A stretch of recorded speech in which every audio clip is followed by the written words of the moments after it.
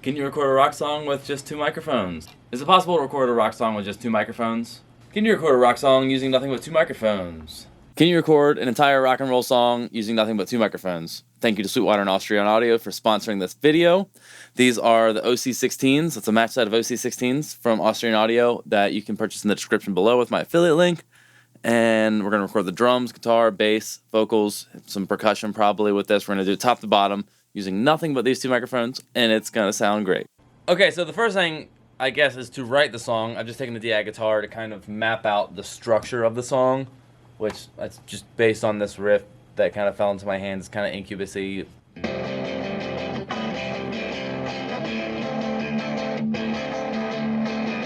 So that, and then, a song. So I'm going to do all the instrumental first. Now that I've got the scratch guitar with the structure, let's do drums, and then bass, then guitar, and then I'll write the lyrics and melody and do the vocals last. I've got a plan now. Right now I'm just recording. I've got mics up. I'm just going to use the overhead that I have up just to demo out the idea.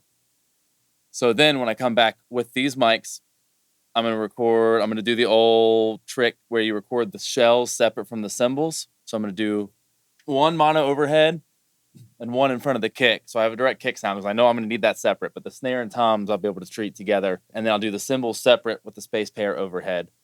And I think it's going to be banging. There's plenty of records that have been recorded that way.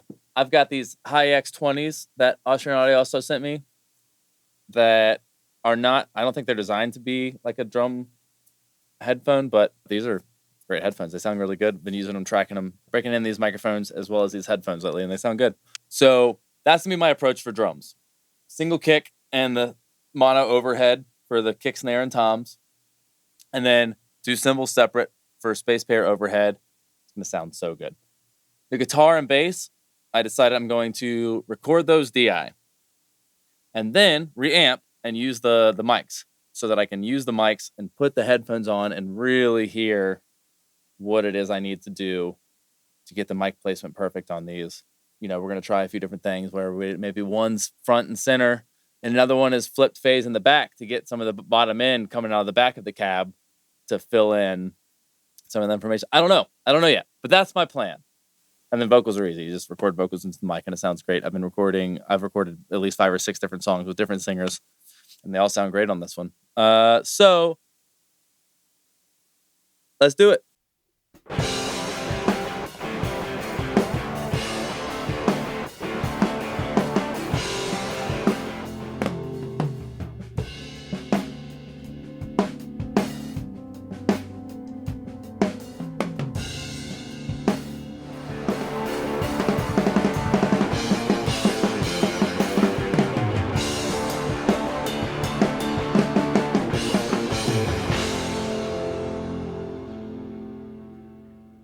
And now it's time to record the shells. Sounds good. I've done a little bit of testing to make sure it's going to work. It's going to work.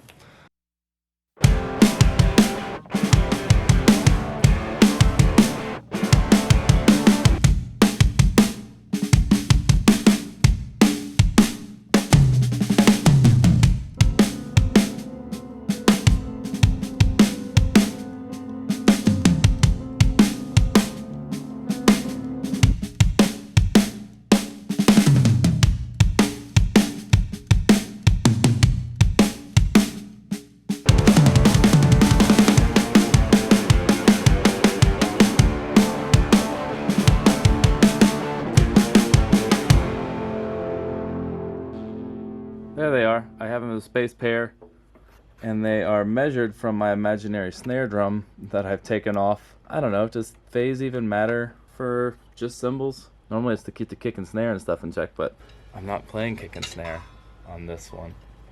I think this one's going to be a lot harder than the shells one.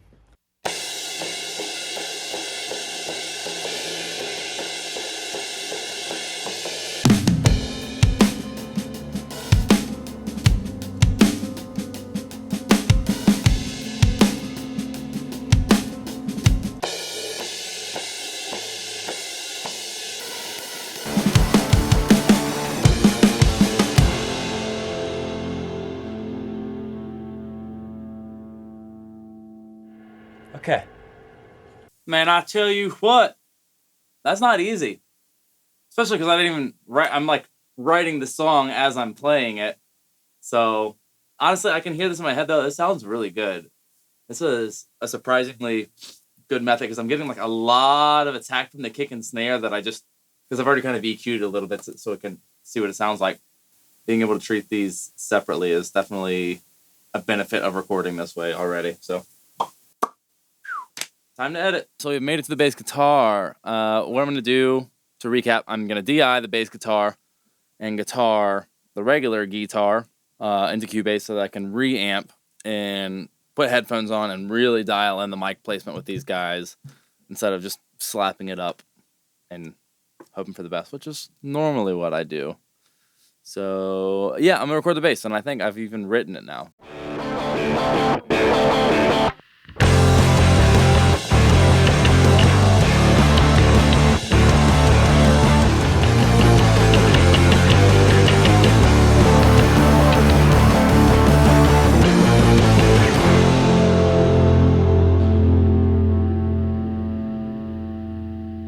All right, we finished the bass. Now it's time for the guitar. Honestly, all the demo ones are pretty good, so I'm going to keep those, but I am going to play another to make her nice and thick, because I was just writing, and, you know, if I need to add more stuff, I can, because we're in the studio, baby. But we're getting pretty close. Here we go.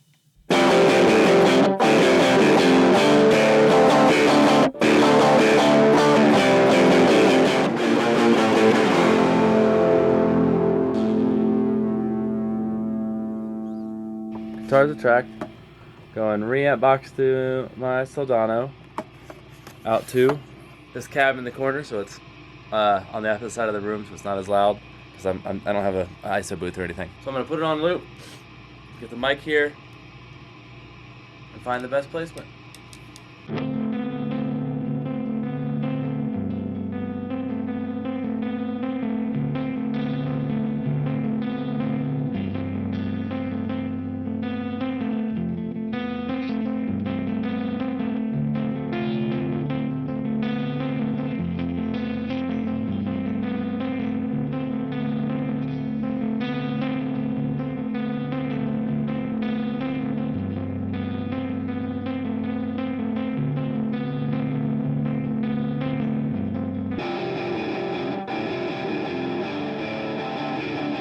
Got it mic'd up. It was actually really easy. I just put one center of cone and the other one slightly off center of cone so I can kind of blend to see what I like.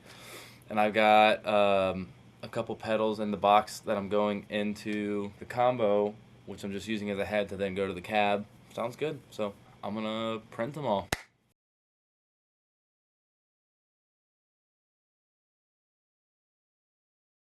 Got the bass ready to reamp now too. I'm really not doing anything fancy. They're both center of the cone just in phase together. I will say I took these off to listen to what it like sounds like in the room. I don't like the bass tone in the room. I like how it sounds in my headphones. I like how it sounds when it's recorded. That's what's important, man. So I'm like adjusting the tone and stuff with these on so that I can't tell what it sounds like in the room. I don't care what it sounds like in the room. I care what it sounds like in the mics, right? Because we're recording to hear through speakers, through headphones. So it doesn't matter what the room sounds like. It matters like what it sounds like in the microphone. I mean, if you look at the settings, like the treble is all the way down almost, and the mid and the bass are cranked. And I don't have it that loud in this room. I could make it louder, but I don't need it to be. So do it, and then I'm gonna do some vocals, and then we're gonna have a song. All two microphones, the same exact microphone. I gotta say it sounds pretty good, guys. Breathe out, I see your ghost. I'm trying to be someone you trust, and someone you confide, someone I know you won't lie to. Ooh. It's the last part of the song. It's the shaker.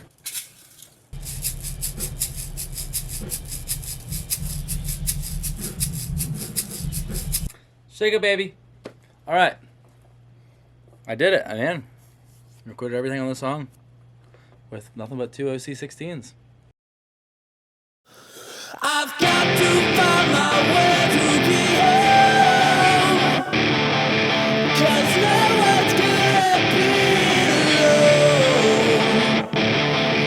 In time you'll make your place in the stone, but only when there's nowhere to go.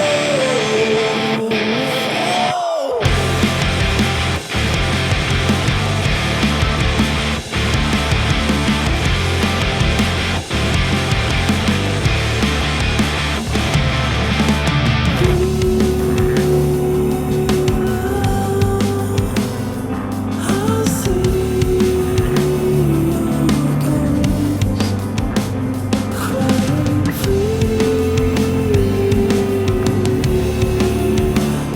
darling,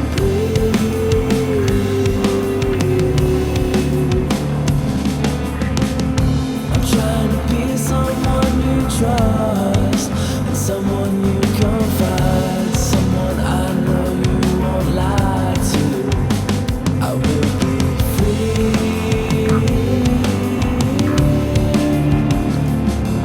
to see.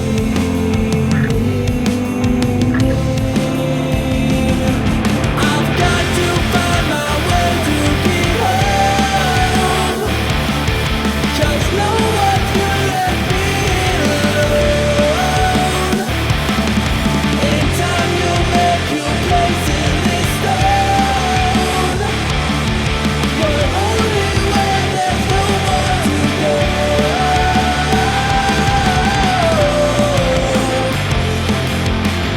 It's hard to be the blessing that you need,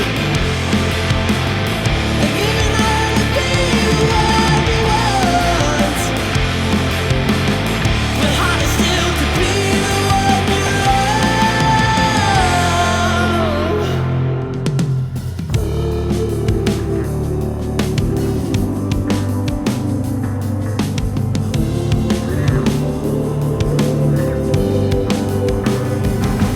I've got to find my way to get home, 'cause no one's gonna be alone.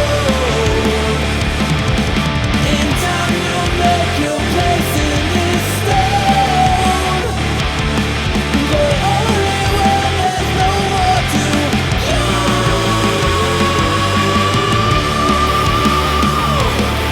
Don't go.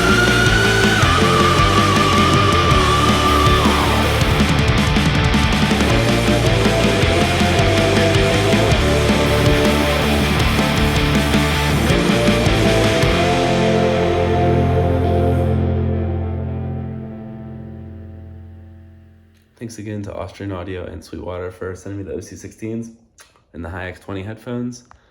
I think this was a great success. It definitely made me a convert for using a large diaphragm on the outside of the kick, and the OC16 is just gonna live there. So you can run away if you want. He's mad the other cat's eating his food. Yeah, but this just goes to show, man, you don't need that much to make really good sounding songs. So thanks again, and Tony's gonna upload this song on Spotify at some point in the next couple weeks. I'll put that in the description below. Thank you.